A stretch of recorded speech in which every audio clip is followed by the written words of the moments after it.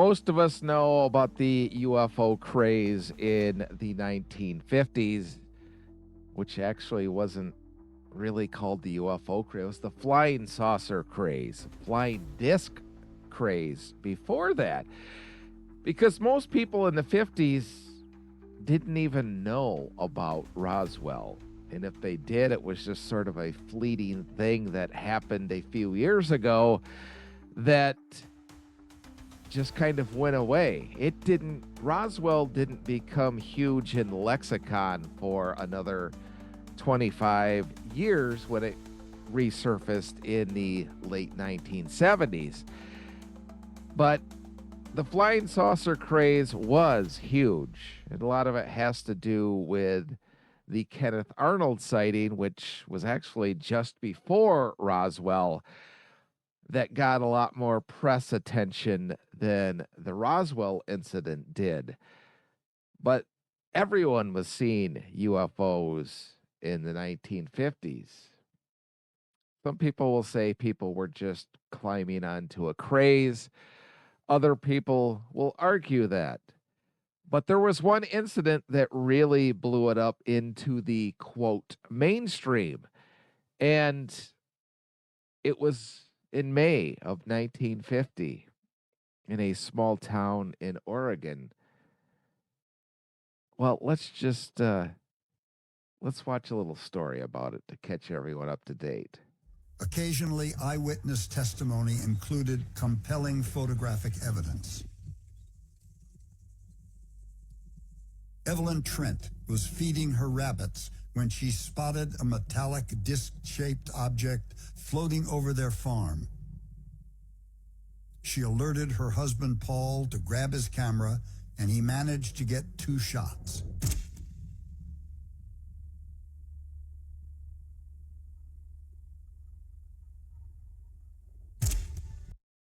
We're going to talk about these two pictures a little bit more as we go along, but that is essentially what happened in the case. They were outside, they were simple farming folk. They didn't have any desire to be sort of huge in the flying saucer craze or any of that. They simply had an experience and will continue with it as they go on. And you're going to hear Evelyn, as she got older in life, do an interview about it. They described the object slowly hovering before it abruptly sped away. Life magazine picked up the story, and the McMinnville UFO became a global sensation. That it did. This case alone, along with the Kenneth Arnold sighting, was really what put the whole flying saucer craze on the map in the 1950s.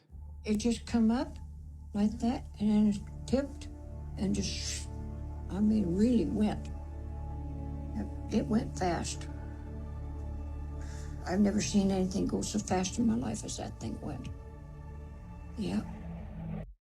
Now, immediately, people were saying they're just doing it, trying to be part of the flying saucer craze and all of that. But like you heard in that clip, the Trents never once charged people for that picture. They never cashed in on that picture. And the rest of their lives, they stuck by the story of what they told. They didn't embellish it, they didn't add on to it. They didn't join the whole 1950s contactee craze, none of that stuff. They simply were outside doing chores when they saw this odd structure in the sky. And they snapped 2 pictures of it, which you saw there. And we're going to talk a little bit more about the pictures as we advance. But they were rock steady on their story. And like I said, they never You often hear people talk about credible witnesses or whatnot. You couldn't get much more credible than the Trents. They were honest, salt of the earth people that weren't out trying to make a name or become famous or get their 5 minutes of fame in 1950. They simply reported what they saw and happened to take a picture. And as you heard Evelyn say there, back in the days before video cameras were prevalent to everybody, they couldn't take a video of it, but she talked about how fastly it shot away.